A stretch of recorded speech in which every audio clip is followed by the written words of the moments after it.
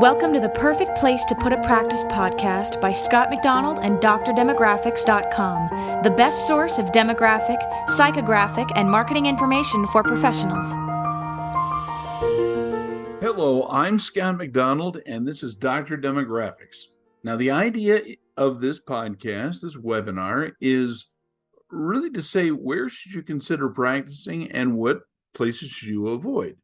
Now, in order to do this, I'm actually taking one part of the country at a time, but I want to deal with enough specificity that I can say why this particular place has promise or not, and what the dangers or benefits of that site might be. And today we're talking about Southern California, an area I know personally very, very well. And I'll explain why in just a minute. But I want to say at the beginning, each location in the country has a potential, but there are dangers, and they're unique to the site that you're considering. Southern California consists of 5 very large counties, and yes, I know you could say Santa Barbara County and Ventura County, what's their potential? We'll talk about those later when we talk about the Central Coast. But for now, I want to talk about the very 5 mega counties in Southern California. Some people are saying, should we go there or not? Now, there's a large number of practices for sale in this region of the country, and some of them are reasonably well priced. Some, however, are not. And the thing also you should know is there is the opportunity to do a scratch practice in several of these. So I'm going to go through these. Please stick with me, and we'll talk about the demographics of each. Now, ultimately, the question is practicing healthcare in Southern California a dead option? And there are lots and lots of people who are saying, oh, there's just too many doctors in the area. It's not growing, yada, yada, yada. Look, the area has potential. You just have to be very, very careful about what parts of this area are going to be good for you to go to. And I'll talk a little bit about some of these things about the region and also about specific locations. Now, last week we discussed Chicago as a potential site for practice. The feedback I received, and I do heed the feedback, it was that I was a little over-optimistic about Chicagoland's potential. And I did say if we have a large population of immigrants from Eastern Europe, it's going to do great. However, there's some doubt as to whether that can happen. But I'm trying to tell you that's what demographers and business developers are saying about Chicagoland. I'll try not to be so Pollyannish about things this week. Northern and Southern California may be bleeding residents for different reasons. Now, I want you to understand they're not growing. California has lost a congressional seat, and some people are saying the reality is they may lose 2, but I don't know that, but I'm saying for sure the area is in trouble because it's not really growing, and that's for the North and the South. Now, this is poorly documented that there are really different reasons, and that's kind of important for our discussion today. But they all share the same governor and legislature. So the problems in the North and the problems in the South are going to be related, and they're entirely man-made. And I'm saying by that, there's nothing in the North or the South of California that is inherently bad. I mean, the weather isn't going to change. Yeah, they've got problems in water, but the problems in water and energy costs are primarily man-made. They're not things that are inherent in the area. Nevertheless, unless they get a handle on these things, it's going to strongly affect the development of what's going on. And I'll be more specific as we go. Now, the background on my take on Southern California is, right, I think it's interesting. I'm from Los Angeles. So I grew up in greater Los Angeles. My dad was born there. My grandparents lived there. We have a long-term perspective on what is happening in California, particularly in Southern California. I've got a real handle on the place. I've done demographic reports. I have helped practices there. Well, I was the marketing manager for the California Dental Association and other statewide associations. I have been to every large and small neighborhood within Southern California and Northern California as well. I left the area about 8 years ago, specifically because of the changes in demographics and culture and politics and economics I saw on the horizon. I'll give details in a moment, but for the most part, let's kind of summarize it this way. The property values in California are doing badly and are not likely to do well. Employment participation in employment, job participation is not going to look good. The types of jobs are not looking good. I think the governor and the legislature do not want California to grow. You may say, well, how could they do that? Well, they take this global warming thing like a religion, and they believe that any increase in the population density is a bad thing. I'm not making that up. I've read and heard so much about it that I can give you chapter and verse. But I'm saying the government doesn't want it to grow. And that's going to be bad for practices thinking about going to California, particularly Southern California. Now, I have helped practices in all regions, and I know that there are some places that are not very large that are not doing well, and I know others that are kind of surprising everybody. So they're reversing trends. Trust me, I know where they are, and we can help you at Dr. Demographics to examine whether or not your investment in a practice or in a property is going to be a good idea or a bad one. But it is not enough to go to a generic demographic company. You have to find people who are specialists in healthcare. That's going to be very important for you to do. Not all parts of Southern California are doomed. I want to repeat that, not by a long shot. But there are some places that show much more growth, affluence, and business potential than others. The pandemic was not kind to California, and largely because of man-made reasons. They are self-inflicted challenges, and there is some good news as well. Still, you have to know the trends in California to identify what parts of the area are doing or are going to do well and which parts are not. There are 5 counties, or these are really mega counties, including San Diego, Orange, Riverside, San Bernardino, and Los Angeles. Geographically and in terms of population, these are 5 of the biggest counties in the nation. Yes, I know Cook County. Yes, I know Greater New York. Certainly, the 5 boroughs in Long Island have potential. But in terms of the number of people living in an area, Southern California has got a huge impact on the nation, and you've got to know these trends. Now, right now, San Bernardino and Riverside counties are showing the most affordability and therefore the most growth in California. Now, Riverside County is beyond a doubt the place I'd go. But look, San Bernardino is really kind of surprising everybody with how well it is doing. It's turned a negative situation around, and I think it can continue to do that. However, there is a lot of movement in the state that is trying to counter that thing that is going on in San Bernardino, Orange counties, Riverside counties. Orange County, on the other hand, once was the golden child, and San Diego was the middle-class heaven for California. But there's a lot of movement away from that.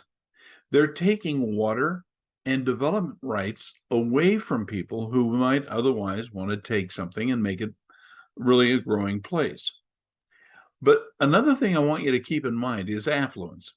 Affluence is found in all areas, but some people go, oh, but look how much the median household income is. They're all rich. Look, that is a very deceptive statistic. So yes, property values, cost of living, those things are very good, or at least they're high. And that may not be the best thing for you, for a doctor who's trying to develop a practice or purchase a practice in this area. So when we look at it, the cost of living and the cost of housing is going to matter to you long term. The cost of living is really high, and some people consider that to be automatically good. I don't, because we have seen that if you price the people out of a market and make it so that they can't afford to build or to develop a home site, and the state of California does not want to have that, it's going to hurt you not only in your practice, but also in your living condition. Now, the median age is a big division between the 5 counties in this area. Age is not universally distributed. So in other words, some of these places have got a population that is older, and I'm talking about over 55 years of age, and that is really affecting some things. Now, it's a reflection of birth rate. When the birth rate is down, practices cannot grow, even if they're really geriatric practices. And there are some of them in San Bernardino and Riverside counties, populations that are trying to appeal to the elderly. There are some, like in Los Angeles County, that are really going after the young folks, the single people, saying, yeah, we really want the young, beautiful people to be part of our practice. There's a danger in that too. Now, demographers usually like a median age that is on the lower side, and I'm talking about 30 to 33 years of age. And when the population gets up into the 50s, it means that, yes, there's going to be a demand for healthcare because older people want and need a lot of healthcare, but it is having an effect upon the people who move in. Younger families are the ones that are growing in an area. Older people don't help an area grow and develop, but they've got the money to be able to afford a lot of care. Family formation is something to track in Southern California. Ditto for new home construction. When I talk about family formation, I'm talking about a couple that will get married and stick together. And I'm not talking about living together. I mean, literally, they are in it for the long haul. So marriage counts. And in Southern California, family formation has been going down. Ditto for new home construction. When no new home construction is going on, it is not a positive indicator. And that is what made Southern California so successful. It was a place people could go in the post-World War II years, buy a piece of property, develop a bit of land, and they would stay for 20 years. Right now, the rental movement has really supplanted the construction of single-family dwellings, and Southern California is going to suffer as a result. The cost of living has to be contrasted with the median household income and also the cost or price of housing. In California, the cost of new home construction has been really, really high because they've made it almost impossible to make the purchases of building materials in Southern California, and therefore it's much higher, much more expensive. That's intentional because the state legislature and the governor want rental units. They don't want ownership of homes. When rental units are the primary growth and what people are investing in, it just means that people are not going to be there as long, and therefore practices are going to suffer because they don't have the ability to build a relationship with the patient base. I hope that all makes sense. We can talk about it if you ever want to have a conversation on the telephone. Now, population growth is open to interpretation. Just because there are a lot of new residents in an area doesn't necessarily mean the area is growing. It means a lot of people are moving in, but often a lot of people are moving out. San Diego County has been an example of this. Lots of new homes were built, especially in the northern part of the county, but they've become rental houses, and rentals are not as valuable because they do not create wealth for the people who live there. They're an expense. And that is a problem that they're having in Orange County. But northern San Diego is a perfect poster child of this idea that lots of people are moving in, but they're moving out too. Immigration has cause and effect. Now, you already know this, that a lot of people from Mexico and other South American and Central American countries have moved here. And they've sort of assumed, well, there's always going to be jobs. The problem is, traditionally in California, particularly Southern California, agriculture was the primary hirer of the migrant labor market. But that's not what people want to do. They want to have more money, and they want to be able to send it back to Mexico or El Salvador or Guatemala. And that is making people less long-term stable.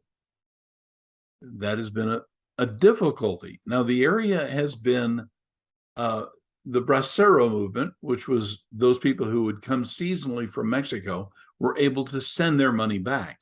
And they themselves weren't long-term residents. They were migratory. But the problem is the bracero movement became very unpopular. And therefore, it didn't really take root, or is not taking root, in Southern California as it once did. Some people are assuming that manufacturing, the fabricas that are going into the area, are going to save them. But I'm afraid that isn't really going on. Now, this gets kind of deep, and I know it's not what most doctors want to talk about, but it is the basis of the economy in Southern California and something you need to know about. Here's the problem.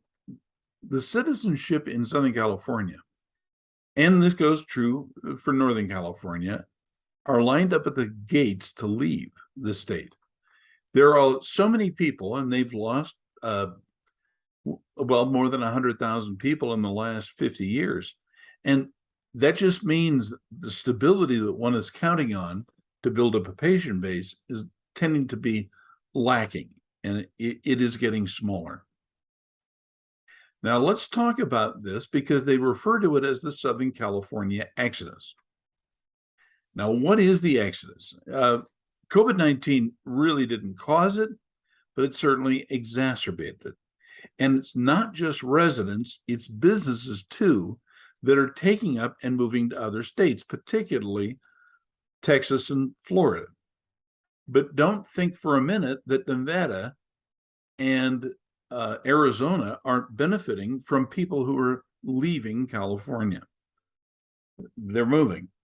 The cause and existence of this migration has been debated, and the term became popular during the COVID-19 pandemic. I'm not saying it is going to change. I'm just saying they associated the pandemic with people leaving. The California exodus is a disputed mass immigration of residents and businesses. The problem is employers are picking up and leaving, and they're moving to places that are more tax-friendly for their employment. That means Texas, Florida, Arizona, Oklahoma, by the way, significant. So is Georgia. And this is having an effect upon what would normally have been Southern California's strength. While the media has mostly focused on the wealthy people in California, the people who are actually left the state are typically lower and middle class people and tend to be under the age of 65. The people who are staying are older. That is going to be an issue if you're a doctor. Now, from 2010 to 2020, over 1.3 million Californians left the state, with 500,000 people leaving in 2019 and 20. Now, you may say, well, why are they going? I could say I don't know, but it's really taxation and cost of living. It's expensive to live in California, and that has been a motivation for people to leave.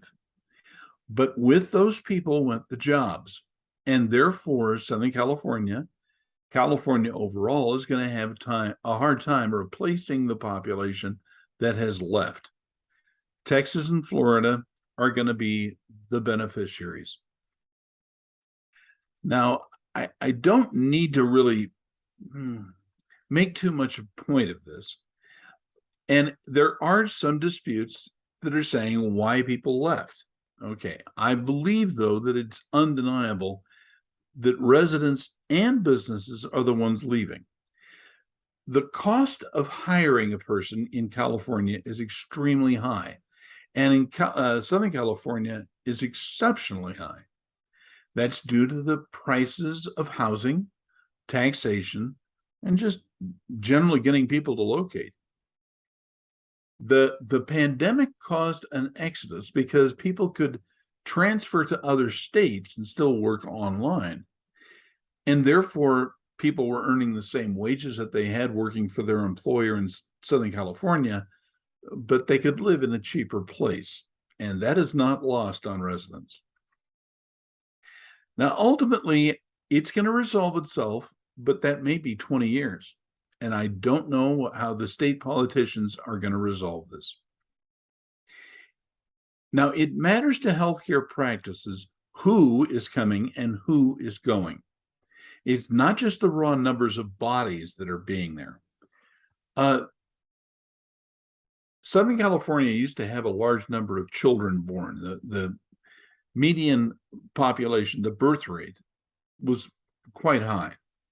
But what's happening is people are going out of state to have their children.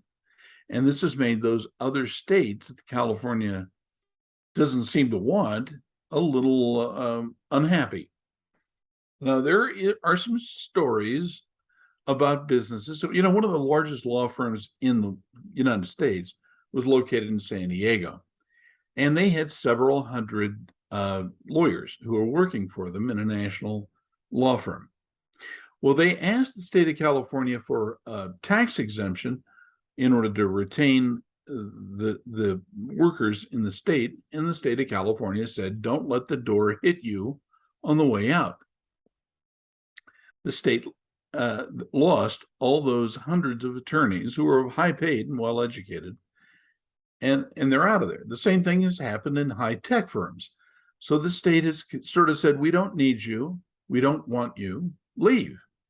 And that attitude, as much as anything else, has made doctors suffer because they're the ones who are making the money on who has come and who's going.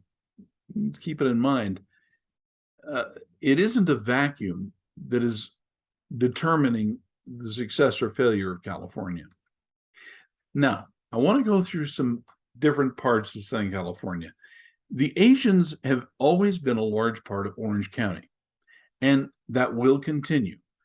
But they only, and I'm talking about the patients, only want Asian doctors, even if they're fluent in English. It used to be that, they would want someone who spoke an Asian language.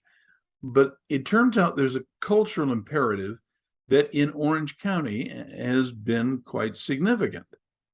If you are an Asian doctor, terrific, but you've got to be Chinese or Japanese or Hmong or whatever that flavor of Asian there might be in order to satisfy the population and have them want to come to you.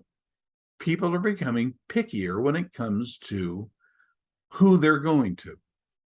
Now, Hispanics in Riverside County and San Bernardino counties are getting pickier as well. It isn't though, hey, I speak Spanish. They want to know that you're Mexican or Salvadorian or Guatemalan or Honduranian. They want to know that you're Argentinian. It matters to them that you have a cultural association with their people. So it's becoming a problem. You got to be what the people want you to be. The middle-class doctor used to be the king in San Diego and Los Angeles. But those days are gone. What has happened is there are still doctors practicing in San Diego and Los Angeles, but they've raised their rates and they're becoming much more exclusive. Now, that works fine if you're rich, but what about being middle class? So the middle class doctor is not easily found in San Diego and Los Angeles, at least not as it once did. Target marketing, and this is important for you to know, is the new concept that you're going to need to know. It's not just competition ratio, because when I first started Dr. Demographics many years ago, it became a big deal of just saying how many doctors are there or providers per population. Rather, it is per population of a particular demographic character or cultural group or language group, and that's what matters most to local people. Now, next week, I want to talk about Northern California, and we're going to talk about a specific aspect of it, and that is isochrones, the distance that a person has to travel to get care, and it matters more and more in Northern California. We'll talk about it as we go along. Now, if you want to give us a call, it's 800-849-0499. If you'll go to drdemographics.com, we've got all the different reports we offer. And if you'll look at the drop-down menu, it shows the price. It is a real value. I think you're going to find it very useful. But our job is not to nickel and dime you. It's to give you the information you need at a reasonable price. But we're trying to think more like consumers and the doctors that serve them. So if we can help you at Dr. Demographics, please give us a call. Mike Green is on the phone and is talking to people every day. Don't make a mistake and cheap out. You can get the answers to what is a good place, a perfect place to practice. Take care.